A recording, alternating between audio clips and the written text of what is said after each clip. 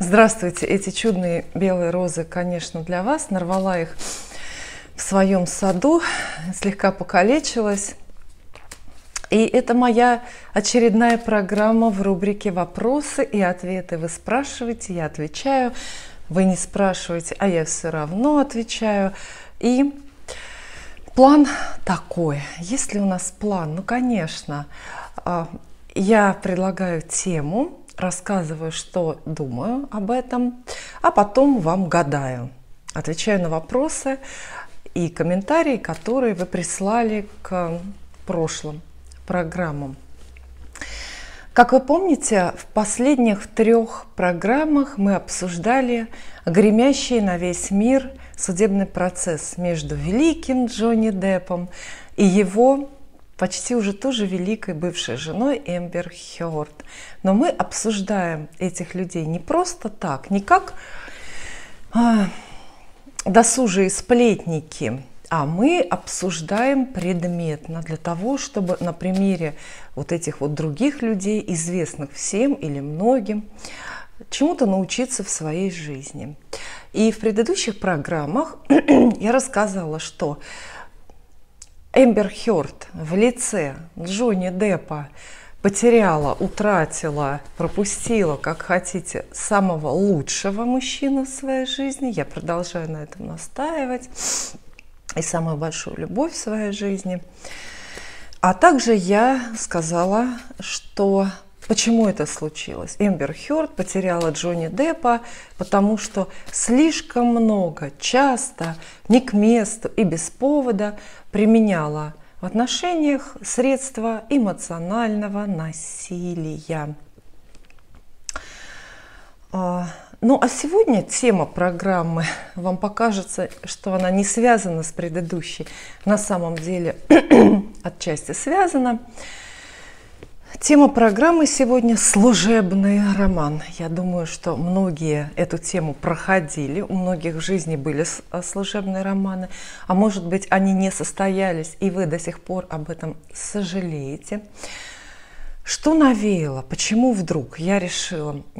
Совершенно случайно посмотрела экранизацию вот этой знаменитой пьесы «Сослуживцы», по которой снят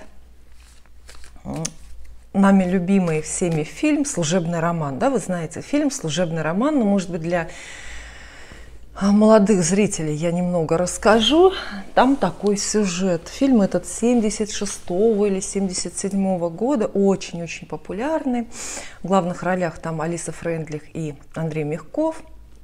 Фильм о том, как рядовой служащий с целью получить повышение по службе начинает ухаживать за начальницей, за директором статуправления. Они все работают в статуправлении. И что из этого получилось? Случайно они влюбились, герои влюбились друг в друга. Там некоторые недоразумения, перипетии между ними были, но в фильме очень хороший финал, они остались вместе, оказались в браке, там даже есть титры о том, что у них потом рождались дети. В общем, такая идиллическая советская сказка, чудесная. Но мало кто знает, и я прежде не знала, что вот есть более ранняя и тоже в свое время нашумевшая экранизация этой же пьесы. Пьеса это Эмиля Брагинского и Эльдара Рязанова «Сослуживцы» называется.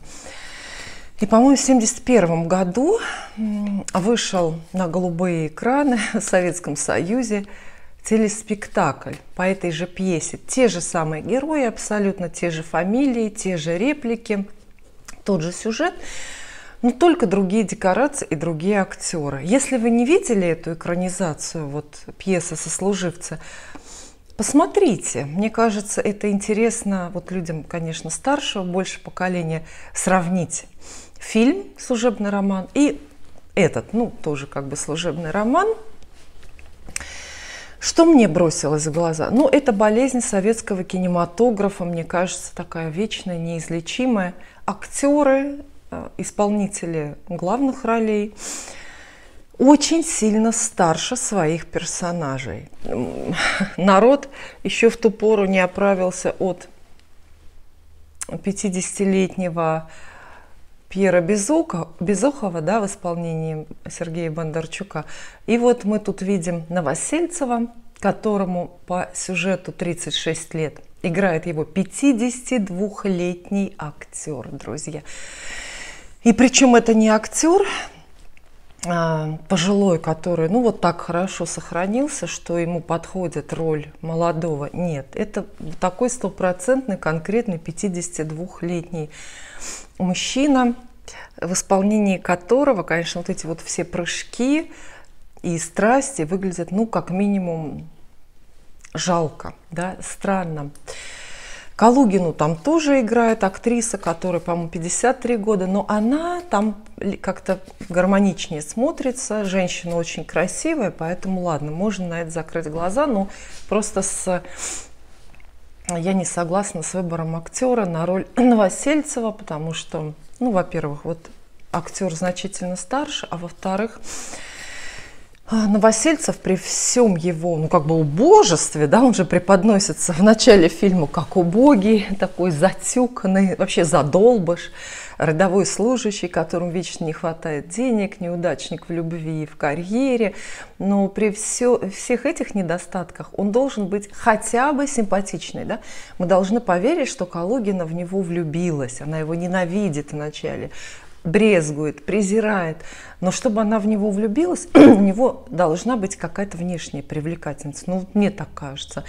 Там этого тоже нет вот в этой пьесе, поэтому много остается вопросов, мне кажется, для нас, для всех.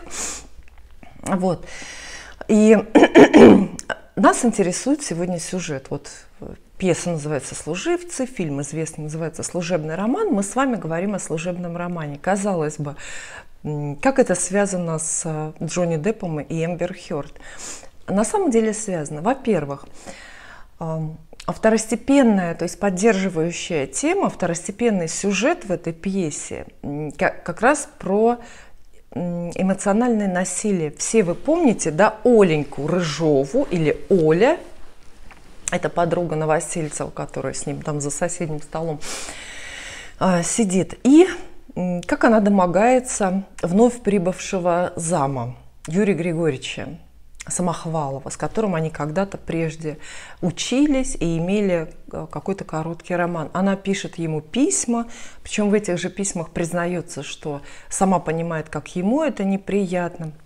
То есть весь вот этот вот сюжет, как Оленька Рыжова домогается Самохвалова, это и есть абсолютно классический пример проявления вот того самого эмоционального насилия. То есть это абьюз. Мы мало об этом думали. И, конечно, еще меньше об этом думали наши мамы, бабушки, когда восхищались этими героями и смотрели этот фильм, потому что тогда эта тема, ну, не продвигалась, не была такой актуальной, и многие не понимали, что происходит. Но сейчас мы уже такие грамотные, мы понимаем, да, что Оленька просто самый настоящий тиран, и она злодействует по большому счету в отношении вот этого Юрочки, которого она, как утверждает, любит. Что самое интересное, все тираны и абьюзеры, ведь они свою жертву обязательно любят. Да, я беру нарочно эту тему в кавычки. Это так же, как Эмбер Хёрд сейчас в судебных процессах везде. На каждое обвинение она обязательно отвечает в начале фразой «Я слишком любила этого человека». Почему вы отрезали ему палец бутылкой? «Я слишком любила». Почему вы его избивали там систематически? «Я слишком любила». Ну и так далее. Понимаете, это все противно еще и от того, что прикрывается любовью. То есть видите здесь какую связь? Мне вообще вот эта сюжетная история между Оленькой Рыжовой и Самохваловым, ну, какая-то очень-очень выразительная. И стоит ее рассмотреть, ну, вот для себя, если для вас вообще тема служебного романа актуальна, стоит ее рассмотреть внимательно и подробно. А во-вторых, ведь между Джонни Деппом и Эмбер Хёрд тоже возник в свое время, в каком-то далеком там 11-м, по-моему, году, служебный роман. По крайней мере, по официальной версии это так звучит, что они познакомились на съемках фильма общего. Самый что ни на есть служебный роман. А у меня к вам вот такой вот серьезный разговор сегодня на тему служебных романов. Причем я сразу ставлю спойлер, такую пометку. Не рекомендую. Служебный роман не рекомендую. Не рекомендую его ни в коем случае среди вообще прочих возможных вариантов. То есть романы же разные бывают, да? Но вот служебный роман, мне кажется, по многим причинам труднейшим. Это один из труднейших вариантов. Во-первых, вот главная сюжетная линия в этой пьесе «Сослуживцы», служебный роман. Мы помним, да, что там служебный этот роман образуется между людьми неравными в карьере, неравного социального уровня и положения. Женщина Калугина – директор, руководитель предприятия, а мужчина ее такой вот в итоге состоявшийся жених, Новосельцев, рядовой сотрудник. Верю ли я в эту историю? Вот вы знаете, в то время, в тех обстоятельствах, в тех декорациях я верю в то, что такое могло случиться и, наверное, случалось. Почему? Отчасти причина тому вот то самое пресловутое, конечно, в основном формальное, но все-таки равенство, которое между людьми было в советские времена, в Советском Союзе. Его не было на самом деле, но точечно его, по крайней мере, можно было представить. И это то, чего совсем-совсем нельзя представить теперь. Да? Вот при том, что между ними такой большой разрыв формальный по карьере, все-таки мы понимаем, что Калугина и Новосельцев люди очень похожие и по другим признакам равные. Они родились в одном городе, правда, это предполагается. Они закончили какие-то очень похожие школы, закончили один и тот же вуз, скорее всего. Они читали одни и те же книги, интеллектуально абсолютно равны. Ну, просто так случилось, что вот она более честолюбива и добилась карьеры, а он менее честолюбивый или, может быть, на детей отвлекся, он карьеры не сделал. То есть, по сути, наших героев отличает только вот один маленький такой признак. Это наличие или отсутствие вот этой вот карьеры, какой-то должности. Все остальное у них одинаковое. То есть мы отлично понимаем, что в Советском Союзе особо за границы выезжать было нельзя. То есть они отдыхали на одних и тех же курортах. И много-много в жизни раз ходили одними и теми же дорогами, да, пересекались. Поэтому эту пару даже нельзя назвать мезальянсом, хотя так преподносят нам, по крайней мере, в начале фильма авторы. Но верить вот сейчас в эту сказку, в то, что это так легко возможно, союз между начальником и подчиненным, или начальницей и подчиненным, или между начальником и подчиненной, сейчас верить в эту сказку не нужно, потому что теперь другие времена. И теперь разрыв между руководителем, большой компании и рядовым сотрудником очень-очень большой, колоссальный разрыв. Понимаете? И это, если мы поставим в один ряд двух этих людей, нынешнего Новосельцева и нынешнего Калугина, это будут несопоставимые люди. То есть они будут разные по происхождению, скорее всего, из очень-очень разных семей. Они будут очень разными по образованию, то есть образовательный уровень совершенно несравнимый у них будет. Они будут интеллектуально абсолютно несовместимы. И поэтому вот теперь такую пару представить значительно сложнее. Звучит это, может быть, знаете, жестоко и грустно. Но это так. Если мы возьмем, скажем, какую-то большую фирму в Москве, какую-то компанию московскую, то руководитель компании будет, мы здесь, в основном я для женщин, естественно, вещаю, поэтому я предполагаю, женщина подчиненная и вот мужчина начальник, там руководитель предприятия. Это для всех, кто заглядывается на начальника, на самого главного начальника в компании.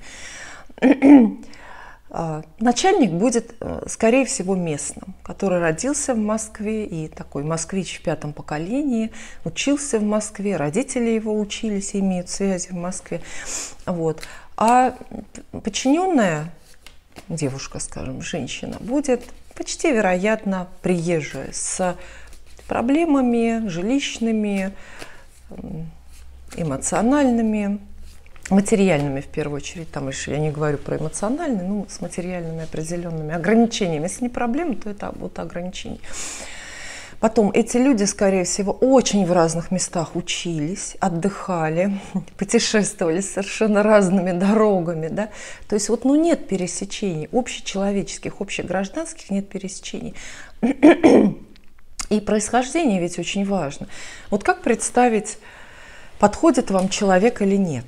Я считаю, что это отличное упражнение, и это отличный такой пример для всех, для любой девушки, которая оценивает, подходит ей парень, вот ровня он ей или нет. Мысленно соберите ваших родителей и его родителей за одним столом, усадите их за один стол и представьте, будет ли интересно познакомиться этим людям, найдут ли они общие темы для разговора, понравятся ли они друг другу, именно ваши родители. Вот прям пару напротив пары посадите. И если вы с уверенностью скажете «да», то да, наверное, этот человек ровнее, и с ним можно попробовать строить какие-то отношения. Если вы ответите «нет» на этот вопрос, то, конечно, история любви вашей будет значительно сложнее. Вот это первый пример, это первый случай служебного романа, то есть когда есть мезальянс, есть большой разрыв в положении. И это первый вариант, я его ни в коем случае не рекомендую. Конечно, наверное, такие эпизоды бывают в жизни. Тут опять же, да, отсылка к сказке «Золушка» у многих возникла, закрутилась в голове, но про Золушку это тоже отдельный разговор, хотя, по-моему, я упоминала в своих программах. Вот. Не рекомендую, потому что это редко, это невозможно, это не перспективно. И в моей богатой практике, гадательной, моей широкой, активной практике, многолетней, поверьте, ни одного случая нет. Ни одного. Я пыталась, я напрягала память, насколько могла.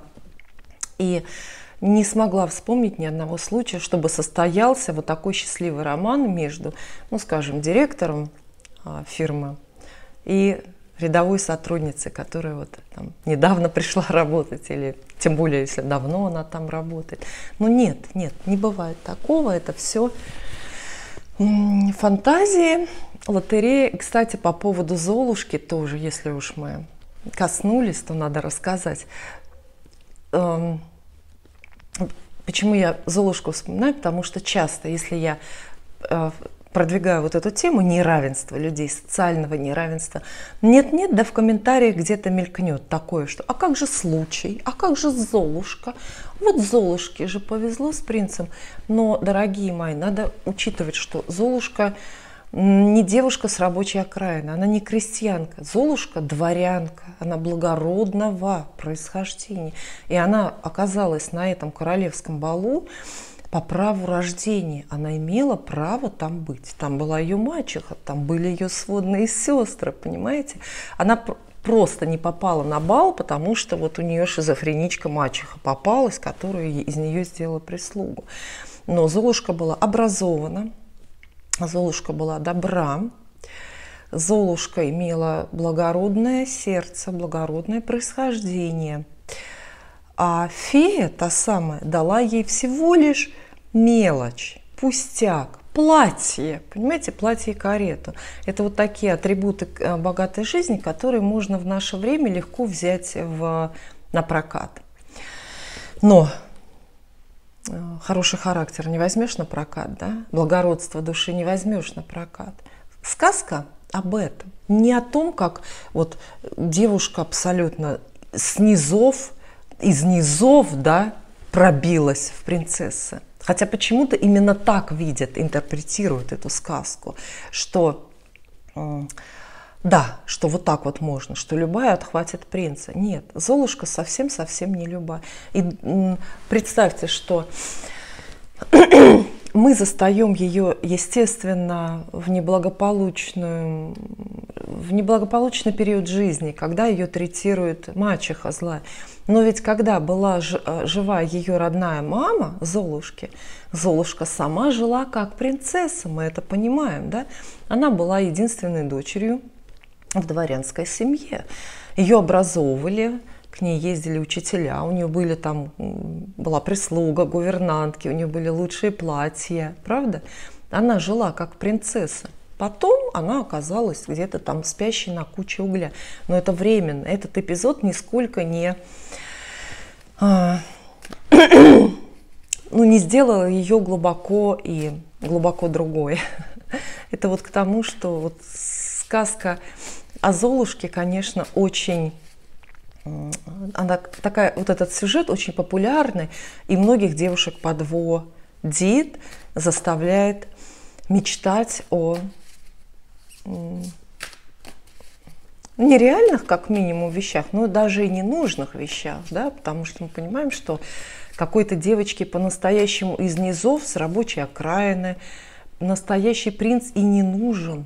Он ей самой не интересен будет, ей будет ужасно скучно среди вот этих вот правил, ограничений, вот и так далее. Но это я все отвлеклась, это я к тому, что не надо, ну, в большинстве случаев, не будем рассматривать исключения, не нужно мечтать о романе с большим начальником на своей работе. Если он начальник где-то в другом месте, а вы познакомитесь с ним на улице, это совсем другая история, я прошу вас не путать.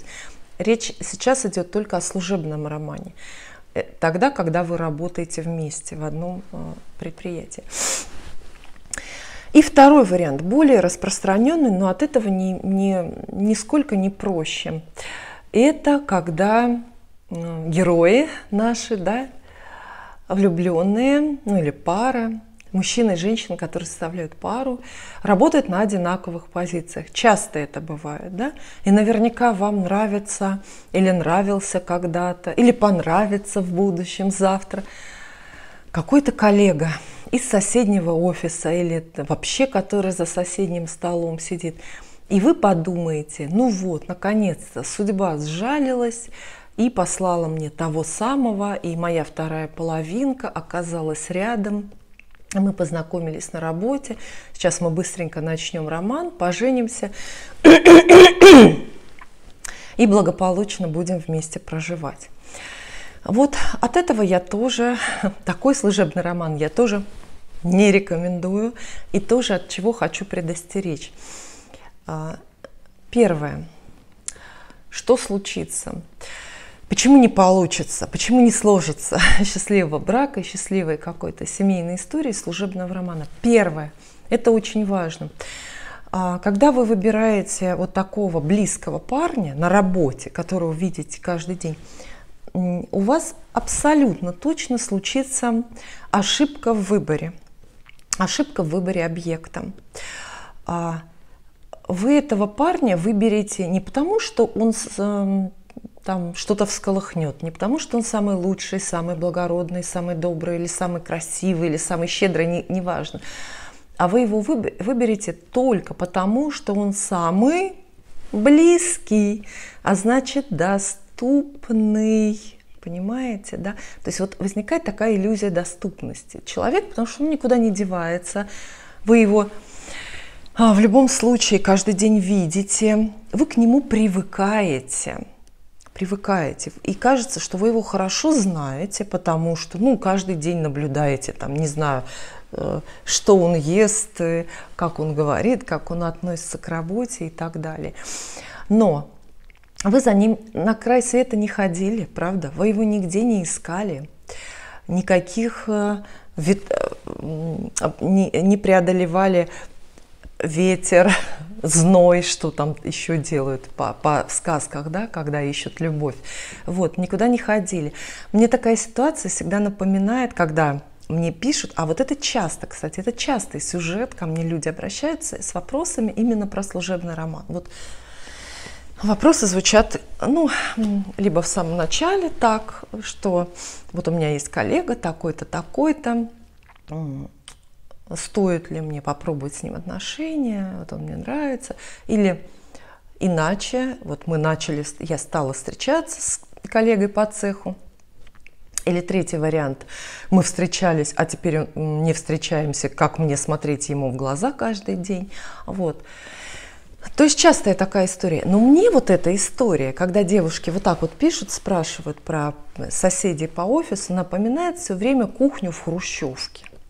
Вот вы знаете, в хрущевках есть 5-метровые кухни, вот такие вот квадратные. Они очень удобные. В каком смысле? Вот если ты сидишь, обедаешь за столом в центре кухни, ты можешь, вот не вставая с места, вот так одной рукой чайник снять с плиты, налить себе чашку, да, другой рукой окно открыть, проветрить, может даже вот высунуться в окно. То есть это все не сходя с места, да. Получается, что, ну, это выглядит смешно, как бы удобно, да, но почему-то никто в эти кухни, в эти хрущевки не стремится. Точно так же вот и не надо выбирать вот этого близкого, как бы доступного партнера, коллегу. Потому что, да, основная ценность для вас, вот в ваших глазах, его будет именно в том, что он рядом, он близко. Ну, а почему бы не взять? Это, знаете, как берем, что плохо лежит, на что глаз упал, да? Вот. Если вы возразите сейчас и скажете, что нет, да, он рядом, но я его выбрал, потому что он действительно хороший, умный, там, добрый и так далее, там, то знайте, что он вас выбрал тогда по этому признаку. Все равно, понимаете, признак доступности присутствует. То он, молодой человек, никуда за вами не ходил. И как тот принц на край света не скакал, правда? Никакого дракона не убивал, ни из какой башни не вызволял вас. Он вас тоже выбрал, потому что вот вы рядом. Каждый день он может вас наблюдать, знает ваш оклад, знает ваши гастрономические пристрастия, да? Вот. То есть вы не лучшая для него, а просто самая доступная. Вот в чем дело. А ему лень. Понимаете? Ему лень поднять задницу и отправиться на поиски своей истинной, настоящей любви. Вот опять же к сказочным сюжетам обратимся, да, друзья?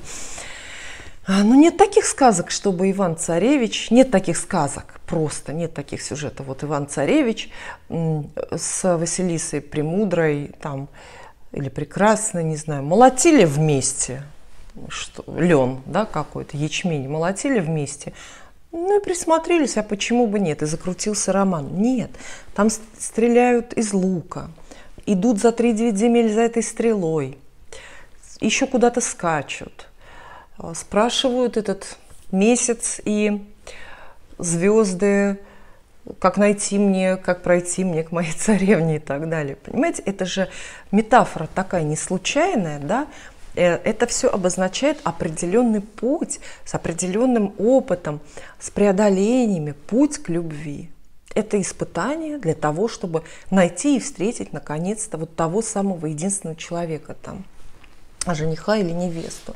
А в офисных и в служебных романах этого не бывает. Да? Никаких поисков. Все очень просто, близко, удобно, кухня в хрущевке. Это первое. Ну и что? Почему это плохо? Ну, естественно, потому что, когда вы начнете близко общаться с этим человеком, с которым вы работаете, вы неизбежно и очень быстро поймете, что это просто не тот герой. Это не тот, он не такой, который вам нужен. Вот. Вы просто до него смогли дотянуться. Ну, поленились подняться и дотянуться за тем, что подальше, но получше, допустим, для вас. Вот и все. И вот эта ошибка в выборе объекта у вас обнаружится очень быстро. Причем она обнаружится у обоих непременно, потому что вы абсолютно в одинаковых условиях. Да? Он поймет, что вы не та, о ком он мечтал. Вы поймете, и все. Нет перспективы. Вот. А второе, почему роман не сложится? Хотя первое условие уже как достаточно необходимое, да? Но второе, почему роман не сложится между сослуживцами, это уже вы знаете, это многие проходили. Ну или вы можете предполагать, это среда. Это, конечно, среда. Это люди, которые знают и его, и вас, ваши общие знакомые, коллеги, да? Которые, хотите вы этого или нет, очень быстро будут в курсе происходящего. Причем они будут в курсе раньше, чем все случится. Потому что они заметят, как он на вас там смотрит, присматривается. Они заметят, как вы неровно на него как-то дышите и смотрите, и все. И пойдут разговоры.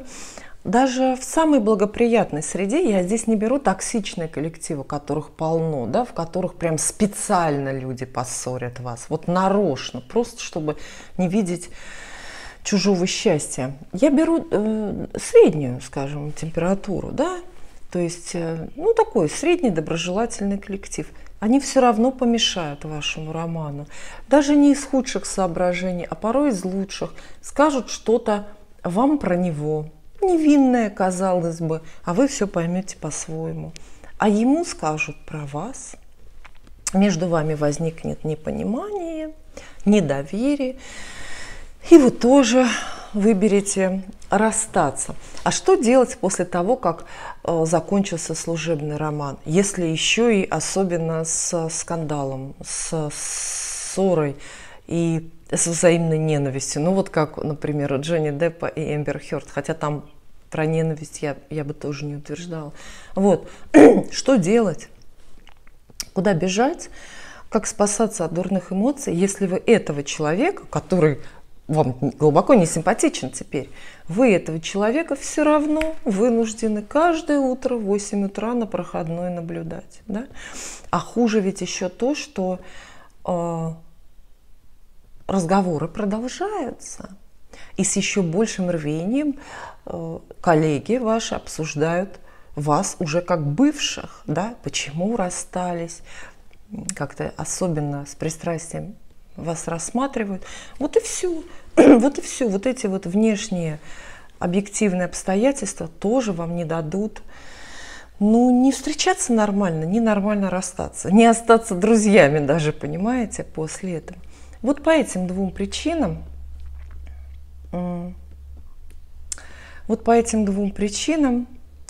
я не рекомендую служебный роман. Это не то, о чем вы мечтаете. Хотя вначале, на первых порах, так это выглядит. Я помню, да, и еще у нас же может возникнуть какой-то параллельный новый сюжет. Например, если вы встречаетесь с каким-то коллегой на работе, а потом расстаетесь, а потом он, ну, не все же мальчики такие умные, да, и делают правильные выводы, а потом он прям, через месяц начинает встречаться с какой-то другой девочкой из вашего же офиса, из вашей же компании. Представляете? Вот, а вдруг вы влюбились, а вдруг вас ревность будет терзать. И все это, причем, знаете, в таких, опять же, по опыту, я вижу, что в таких ситуациях не выдерживают и увольняются, ну вот, именно женщины. Не знаю почему. Может быть, женщины более чувствительные. А может быть, мужчины больше ценят карьеру и сильнее за свое место держатся. Женщина увольняется просто потому, что ей вот неприятно его видеть и неприятно слышать, как коллеги продолжают обсуждать ее ошибку, вот этот вот роман, который должен был, но не состоялся. У меня в жизни, прям вот на моих глазах, очень реально был пример такой. Моя хорошая подруга встречалась со своим вот как раз коллегой по цеху, они в одной компании работали, встречались очень плотно, хотели пожениться, но она так думала. Она даже продала квартиру и переехала, купила в другом районе, поближе к нему, представляете? Ну, то есть это в чем худшем районе, дальше от центра. Вот. Я ее отговаривала от этого шага, но тогда ничего не получилось. Вот. И они расстались. В какой-то момент они расстались, не помню сейчас почему, но они остались работать в одной компании. Там большая фирма, я думаю, что где-то около 300 человек. Вот. А он очень быстро, буквально там, наверное, через полгода после расставания с ней, женился тоже на их коллеге, на девушке, которая там же работает. Вот так вот, отлично.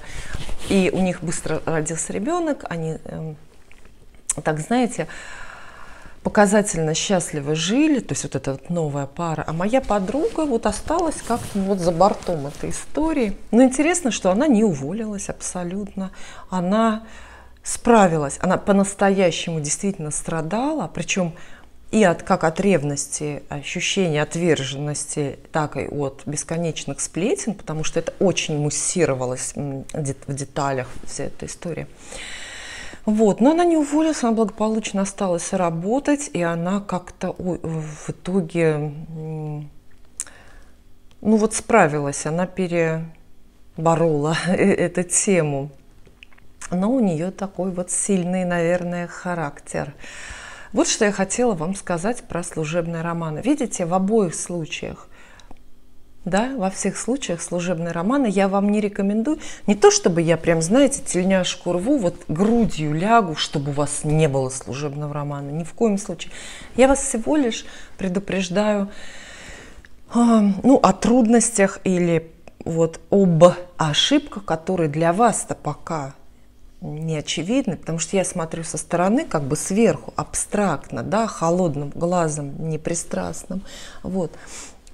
Вот рассказала, что знала. Мне кажется, тема, что думала, мне кажется, тема довольно, ну, актуальная, действительно, для многих много таких писем. А по поводу, позвольте, я вернусь еще прям на одну минуточку, прежде чем переходить к гаданиям для вас. На одну минуточку вернусь к Джонни Деппу и Эмбер Хёрд. Вы знаете, вот чем больше я смотрю эти трансляции судебных заседаний между ними, тем больше мне это напоминает кино. Мне кажется, что это все-таки снимают кино по сценарию, и того и гляди, титры пойдут. Мне кажется, что там все, и судья, и адвокаты, и все свидетели — это такие специально нанятые актеры, которые говорят написанные речи, написанные диалоги произносят, да, и все играют.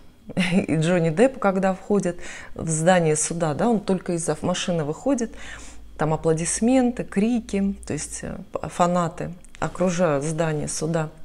Более того, аплодисменты раздаются, когда он входит непосредственно в зал заседания. Ну, вообще представьте, да, кто знаком вообще с гражданским процессом. Аплодисменты в зале суда о клевете. Вот идет дело о клевете, рассматривается, да, и аплодируют присутствующие. Но это невозможно.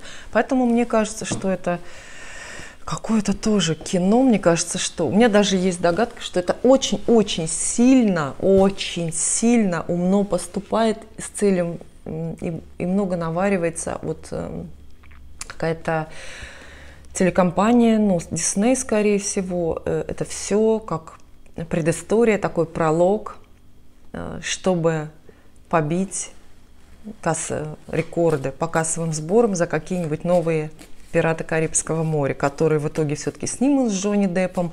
Ему заплатят 300 миллионов. А если вы не слышали, то именно такая сумма обсуждается. То есть если у него сейчас гонорар идет 30 миллионов долларов за роль, даже коротенькую, эпизодическую, то теперь мелькает цифра в 300 миллионов, понимаете? А за 300 миллионов можно, ну, как бы и в любом спектакле поучаствовать. Вот на самом деле хотела вам сказать еще много, хотела там и лозунг недели, но я чувствую, что не успеваю, не укладываясь, очень много времени уже.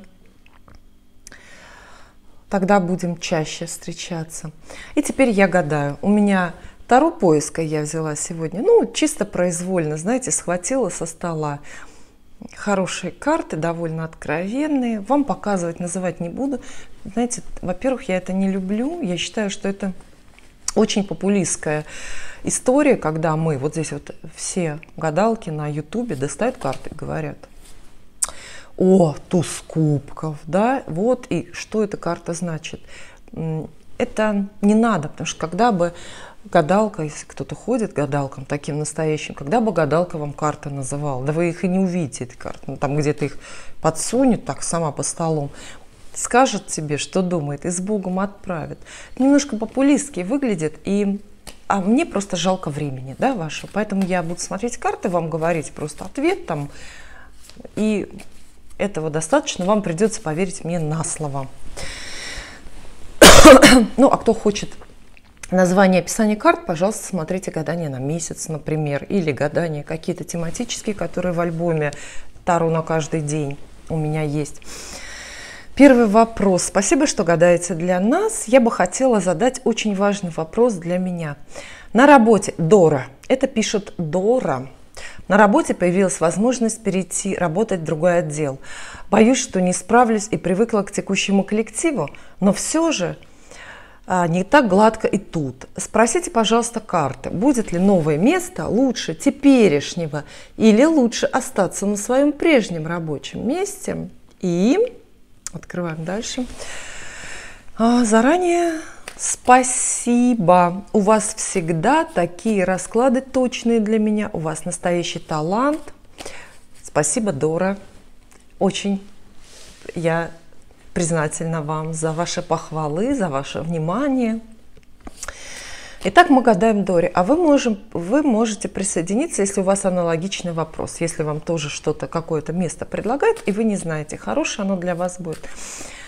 Для того, чтобы вот буквально 3 карты, один маленький расклад нам ответил на этот вопрос, вернее, на все вопросы, потому что здесь несколько на самом деле вопросов, я его задам правильно, перезадам, да? Итак, для Доры и тех, кто присоединился, будет ли новое место работы, уже конкретное, не абстрактное, конкретное, лучше теперешнего? Вот так вот. И если да, то насколько? 3 карты достану.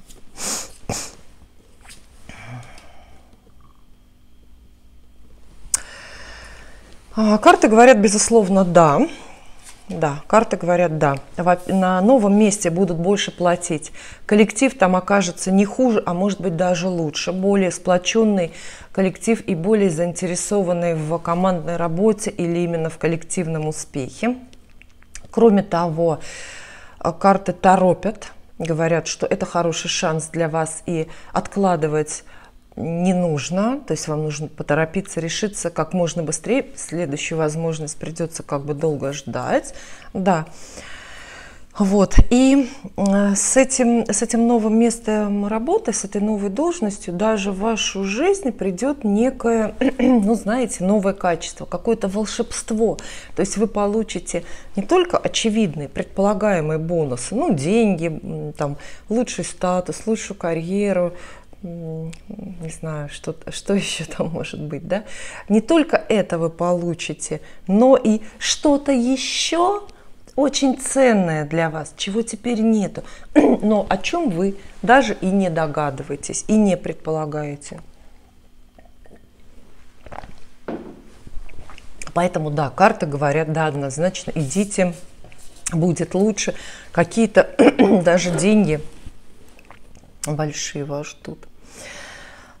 Следующий вопрос у нас будет.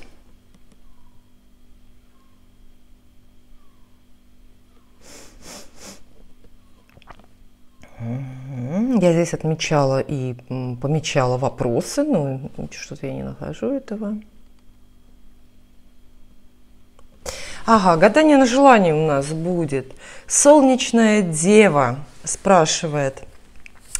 Спросите, пожалуйста, карты, исполнится ли в ближайший год мое самое заветное желание – переезд в прекрасную солнечную Австралию. Благодарю вас. Ну, тут тоже позволю себе порассуждать. Ведь Австралия прекрасная, она не только потому, что солнечная, а еще и потому, что там очень богато представлена флора и фауна. Для людей, которые и любят природу, и исследовать природу, мне кажется, прекрасно. Да? Австралия – это какой-то отдельный совершенно мир. Там водится то, что не водится у нас. Итак, переезд Солнечной Девы в Австралию. А вы также можете задать картам вопрос, присоединиться к вопросу, и тогда мы про ваш переезд тоже погадаем, тоже вам ответим. Итак, переезд для Солнечной Девы. Солнечная. Я не ошиблась, да? Солнечная Дева и Солнечная Австралия. Сам Бог велел, по-моему, да? Тоже 3 карты. Это на период в ближайший год, да, то есть предстоящие 12 месяцев. Мы отсчитываем год с сегодняшнего дня.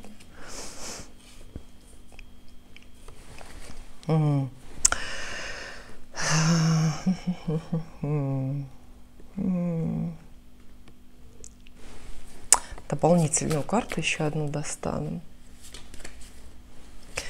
Знаете, ответ не такой простой.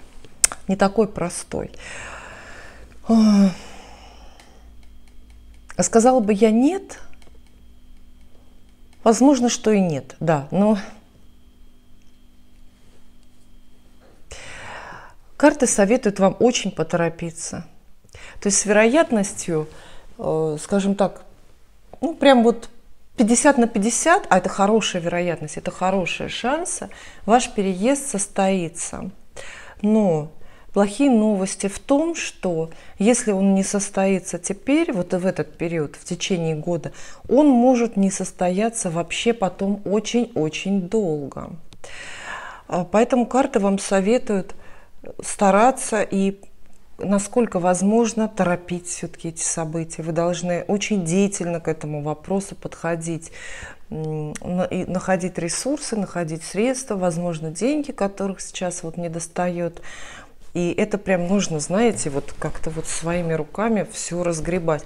То есть, да, переезд либо состоится и, ну, то есть полностью вот все состоялось, и вы там, либо, если не состоится, то упрется в такие колоссальные препятствия, с которыми, ну, просто неизвестно, что делать. То есть скорость, нужна такая скорость. То есть есть шансы, есть. Вот. Без гарантии. Сама дорога не ложится. Сама ваша дорога вот в эту Австралию, как неизбежное событие вот в вашей жизни, ее нет. То есть нужно прилагать усилия такие. Она вас не ждет пока. Анна пишет про влияние переездов на нашу жизнь и судьбу. Тема эта очень интересная, действительно, я согласна. Если в натальной карте знаки, указывающие на переезд, либо его ненужность. Ну, натальная карта задает, в общем, программу человеку в самых разных областях жизни на всю жизнь, вся, которая отмерена, да. И если речь идет о дальних дорогах, если речь идет вот про иммиграции именно, ну, такие дальние, вот в Австралию, например, откуда-то из России уехать, вот, то тогда надо смотреть на наполненность 9-го дома в натальной карте. Именно 9-й дом собирает в себе все дороги. И есть действительно такие гороскопы, когда очень благополучный, очень наполненный, насыщенный 9-й дом. И все там собирается. Я вижу такие гороскопы иногда в своей практике. Я, конечно же, обязательно человеку говорю об этом. О том, что все лучше, и главная любовь, и самые большие деньги, и самое большое счастье, и все вас ждет где-то далеко. Чем дальше уедете от места, где вы родились, тем больше вы состоитесь. В том-то, в том-то, в том-то и в том-то. Вот наполненность именно 9-го дома. Это если говорить про именно вот натальную карту. Ну, более короткий какой-то промежуток, например, на год в рамках вот вашего текущего соляра, это, конечно, некоторые позиции соляра говорят о том, что в этом году, например, вам надо ехать или не надо ехать, состоится в этом году дорога или не состоится. То есть, ну, это вообще тема дорог и дальних, и ближних. Это, безусловно, предмет исследования астрологов. Да, то есть это уместно все.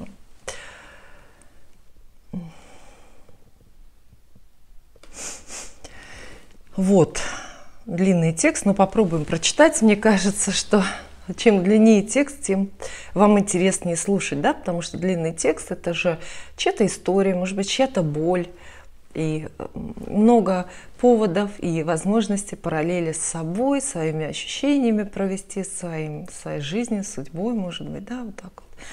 Итак, ПВА приори.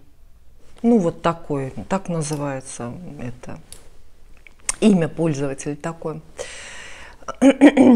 Вспомнила ваше видео о правилах любви, в котором вы говорите, да, я говорила такое, что последующее расставание с прежним и вернувшимся обратно мужчиной будут еще горше и мучительнее, чем первое. 100%.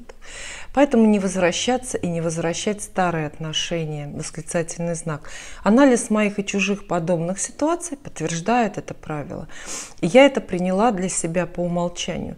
А вот в этом видео вы гадаете как раз, ну, видео, которое выше, да?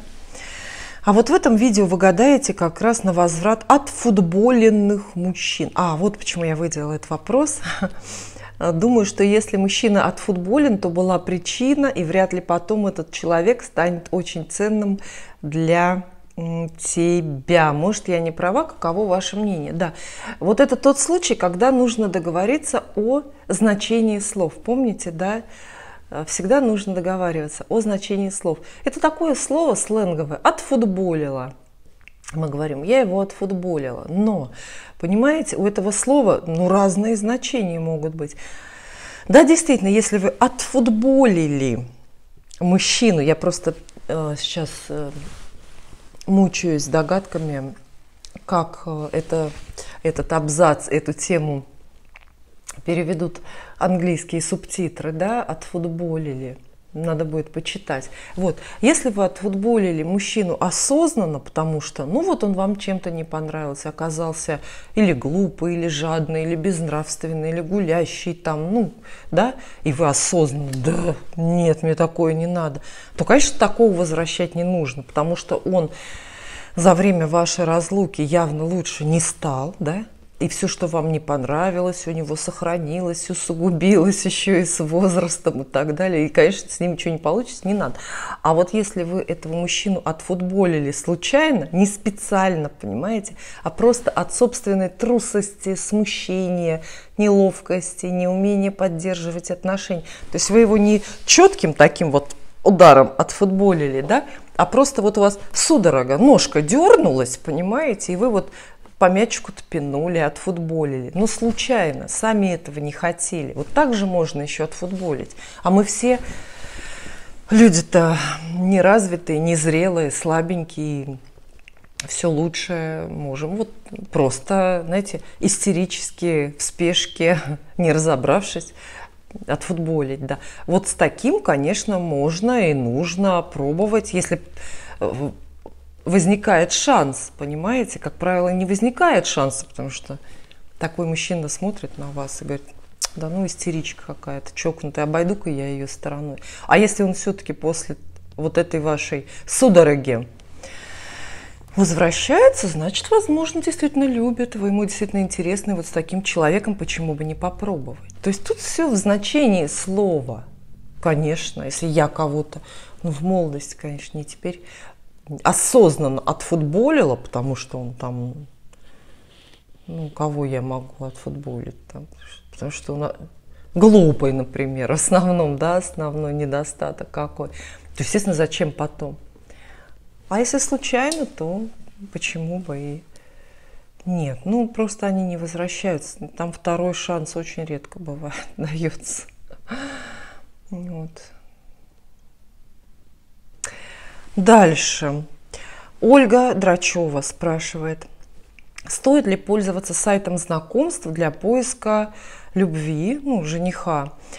если за несколько лет это не дало никаких результатов. Многие мои знакомые устроили так свою личную жизнь, но, возможно, такой способ подходит не всем. Да, действительно, такой способ кому-то идеально подходит, кому-то нет. Опять же, добро пожаловать в вашу натальную карту.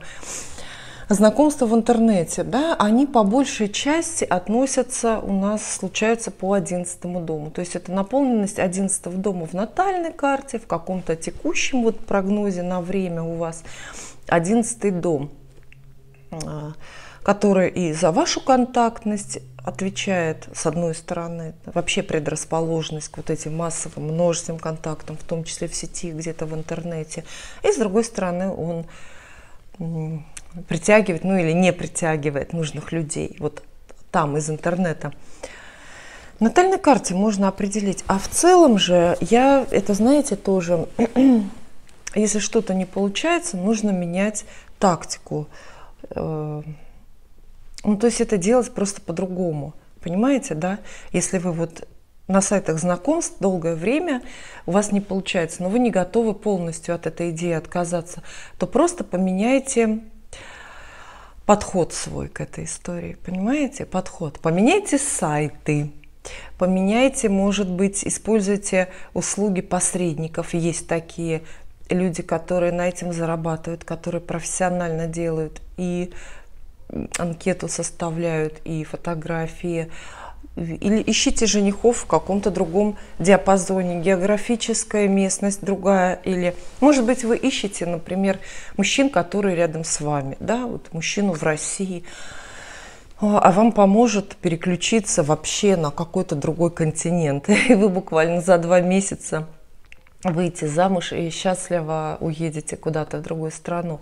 Может быть, другой возрастной диапазон мужчин берите. Вы ищете ровесников, например, а их вот нет подходящих, да? Ну вы тогда переключитесь на десяток или более лет моложе ищите мужчин. То есть, понимаете, всегда есть какой-то коридор, всегда есть какие-то рамки, которые можно чуть подвинуть, чуть-чуть раздвинуть. То есть вы просто шире смотрите на все это, да? Просто шире. Вот и все. Свои фотографии сделайте другие. Вы вот систематически наверняка выкладываете одни и те же фотографии в том ракурсе, в каком вы себе нравитесь, в той одежде, в какой вы себе нравитесь. И все. А наймите профессионального какого-то фотографа или стилиста, который увидит вас другой, вообще другой. Понимаете, да? И это может очень сильно сработать и поменять все в вашей жизни. Вообще сайты знакомств в наше время, это, конечно, ну, не то, что это хорошая затея, но это, мне кажется, даже единственное, очень для многих, единственный выход, да, потому что непонятно, где еще знакомиться. Все сидят по домам, все сидят в интернете. Вот интересный вопрос, очень такой точный, и к нему тоже многие смогут присоединиться. Скажите, пожалуйста, есть ли у моей коллеги злой умысел? Луна спрашивает, или Луна, как вам больше нравится ударение? Ну, Луна традиционно спрашивает. Скажите, пожалуйста, есть ли у моей коллеги злой умысел ко мне? Она настоящий эмоциональный абьюзер. Сколько слез из-за нее пролила. Даже увольняться хотела. Вот не понимаю, она специально так со мной или у нее характер такой, и она не понимает, что делает и говорит. Вы знаете, ну тут тоже немножко я позволю вставить, позволю себе вставить виной вот этому всему может быть ведь ваша чувствительность, понимаете, да? То есть дело может быть не в коллеге, а в вас. Вам такой гороскоп достался, вот вы чувствительный человек. Например, вот такими сильно чувствительными бывают раки и львы, а еще более чувствительными бывают раку львы. Это люди, которые вот на куспиде 5-го дома родились в конце июля, или у которых последовательно важные планеты поочередно то во льве, то в раке, то во льве, то в раке. Вот я вижу такие гороскопы. И вот это по-настоящему чувствительные люди, с которыми нужно обращаться, как вот с хрупкой посудой, не кантовать, что называется. А окружающие-то этого не знают или не хотят учитывать особенности характера, да, что вот у вас есть такая чувствительность. Поэтому в первую очередь подумайте о себе. Как понять, у вас дело или нет? Во-первых, вспомните на прошлых работах или в каких-то других все равно жизненных там, местах, где вы были ли подобные ситуации? Встречали ли вы уже таких вот людей, сильно недоброжелательных к себе? Это будет повод, если в вашей жизни что-то повторяется, то почти наверняка это из-за вас повторяется. Да? Вот. Ну, а я картам для Луны задаю вот такой вопрос. Задаю такой вопрос. Все-таки вот коллега, это самая женщина, я насколько понимаю, да? Да. Есть ли у нее именно злой умысел, или она случайно, ненамеренно вас обижает? Тоже 3 карты.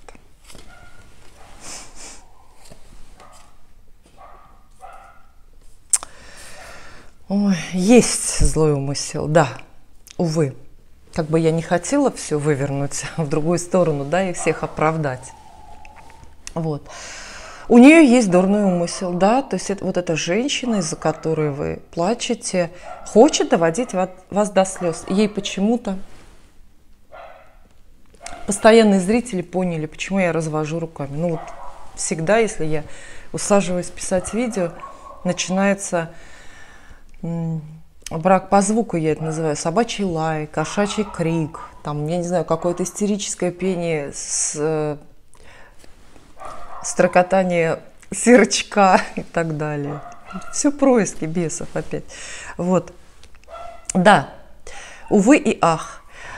Вот у нее нет, но у этой вашей коллеги есть желание только одно, потребность вот только одна, именно испортить вам настроение. Вот чтобы вам противно жилось, но у нее нет далеко идущих планов, крупных таких, чтобы разрушить вашу жизнь, карьеру, чтобы вас выжить с работы, даже наоборот.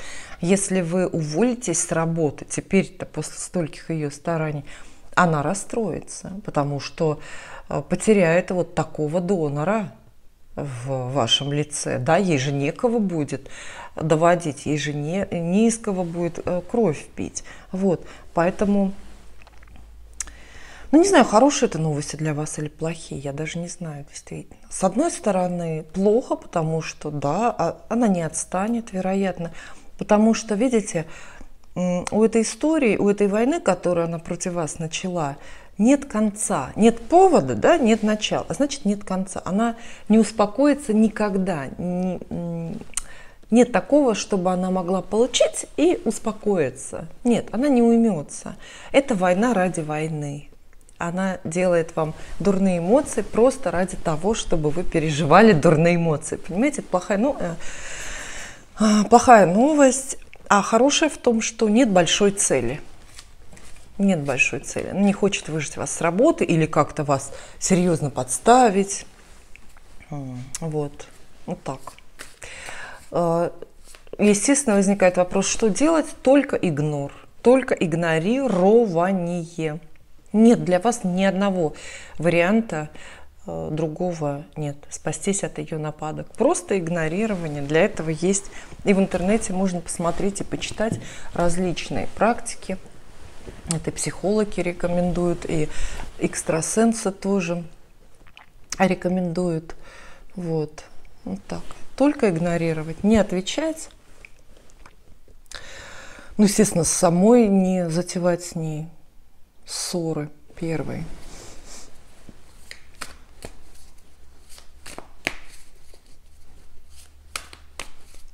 Вот. И прекрасный текст, прекрасный вопрос, такой воодушевляющий, мне кажется. Я бы хотела вот именно эту программу завершить вот этим вопросом. Прошу прощения. Кристина С. пишет, вот послушайте все. Просто это очень оптимистичное письмо. Мы давайте на оптимистичной ноте будем все заканчивать. У меня 2 любовников. Первый – чужой принц, это значит женатый. Не молод и женат, но очень заботлив и щедр, главное. Да, за Кристину можем очень порадоваться. Мы щедрые мужчины, такая редкость в наше время. Второй новый, молод и не женат, но разведен и есть ребенок. И у него, надеюсь, временные финансовые трудности. Ну, это как водится у молодых и горячих финансовые трудности, потому что они не думают о доме, а думают абсолютно о других вещах. Вот. И я не могу сделать выбор, жалуется Кристина, встречаясь с обоими. На всякий случай, это правильно. Я всегда говорю, что выбрать вы всегда успеете, от чего-то отказаться. А успешные люди стараются все совмещать. Вопрос, смогу ли я сделать этот выбор в течение этого лета и остаться с одним из двух, или же встречу кого-то третьего. Такое тоже может случиться. И по скриптум есть. Больше интересует молодой, ну, конечно, еще и молодой родился 2 декабря, то есть стрелец, который всех интересует. Знаете, все поголовно женские сердца покорены мужчинами-стрельцами, потому что они вот такие, умеют производить впечатление. Боюсь как бы не отказаться от судьбы, сделав неправильный выбор. Кто знает, может быть, это мой Джонни. Ну, в смысле, вот этот молодой, вот ваш главный мужчина, да, Кристина. А в жизни, видите ли, мы здесь не можем, ну, такой формат канала, да, я для каждого спрашивающего достаю всего 3 карты, поэтому про ваш выбор. Сможете ли вы сделать выбор между этими 2 мужчинами в течение этого лета? Так мы спрашиваем карты. Тоже к этому вопросу кто-то может присоединиться. А я отвечаю. Тоже 3 карты достаю.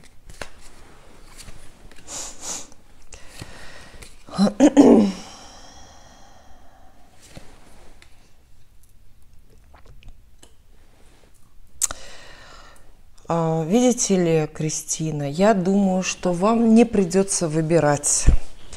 Вот именно выбирать в течение этого лета не придется. Ситуация не останется такой, как она есть сейчас. То есть у вас 2 мужчин, оба одинаково близки и жаждут вас, а вы выбираете. У вас с одним из этих людей прекратятся отношения достаточно внезапно и по независящим от вас причинам. Это разлука образуется, или, может быть, чья-то болезнь будет иметь значение. Поэтому, ну, как можно сказать, что судьба выберет за вас.